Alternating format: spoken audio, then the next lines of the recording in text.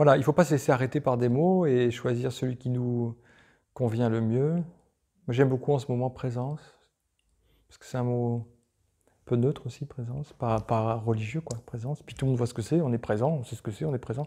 Sauf que justement, on a une version limitée de sa présence, réduite, rabougrie. Parce que sa présence, on la limite à la présence du corps ou à la présence des pensées, en fait. Alors que la présence, elle est incroyable, elle est beaucoup plus vaste que les pensées, beaucoup plus vaste que le corps. La présence, elle n'a pas de limite, elle n'est pas enfermée, elle accueille le monde.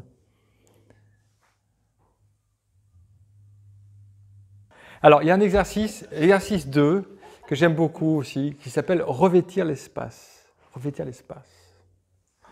Comment fait-on pour revêtir l'espace, s'habiller d'espace? Voilà, une couverture d'invisibilité, tu sais, il y a ça dans Harry Potter.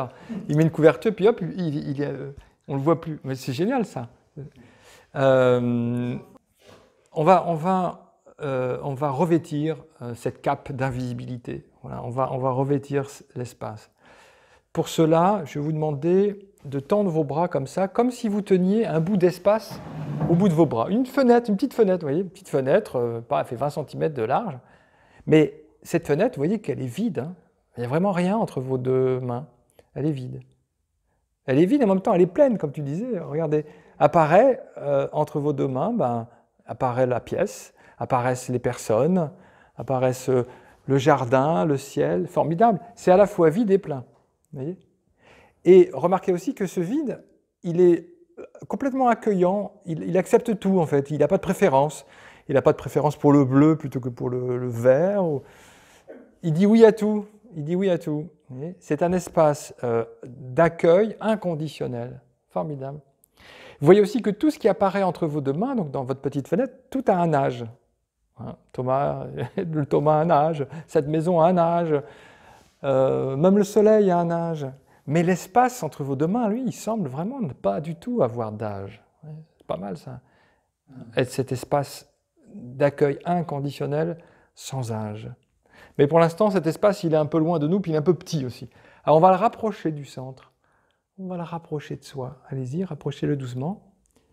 Et vous allez voir que ce qui se passe, c'est que, en fait, il est de plus en plus grand cet espace. Il accueille de plus en plus de choses dedans. Continuez le voyage, continuez encore, jusqu'à ce que vos deux mains disparaissent.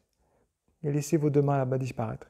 Et là maintenant, regardez, peut-être que vous êtes devenu cet espace. L'espace n'est plus quelque chose que vous regardiez, mais il est devenu l'espace que vous êtes, l'espace à partir duquel vous regardez. Et quelle est la taille de l'espace maintenant? Regardez, l'espace n'a plus de limite, il accueille tout ce qui vient. Et maintenant, regardez, faites réapparaître vos mains, doucement. Voilà. Vos deux mains réapparaissent dans l'espace. Et maintenant, vous pouvez peut-être constater que l'espace, il est plus simplement entre vos deux mains, en fait. Mais il est partout. Et vos deux mains apparaissent dans l'espace. Oui. Voilà, revêtir l'espace, c'est prendre cette fenêtre et devenir cette immense fenêtre. J'adore cet exercice, parce que j'adore... C'est comme une douche de transparence. C'est ça la cape d'invisibilité, parce que là, vous devenez invisible, en fait. On peut voir votre corps, mais pas l'espace. Puisque l'espace est ce qui voit, il n'est pas une chose qui est vue, il est ce qui voit. Être ce qui voit, et non plus simplement une chose visible, ça change tout. Être la non-chose qui voit. C'est très mystérieux, hein. C'est très très mystérieux. Ça accueille la musique aussi.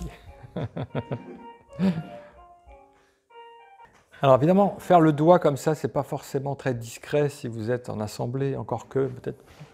Mais alors, et faire ça non plus, ça paraît. Mais vous pouvez simplement faire ce geste avec une main, regardez.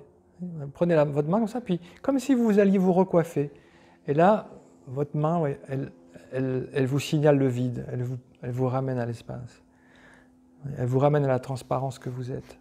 Et vous voyez que dans ces exercices, la spiritualité, qui dans les textes paraît quand même très basée sur des croyances, des symboles ou des rites, ça devient concret, ça devient une chose on ne peut plus concrète, c'est la concrétude même, c'est la réalité même.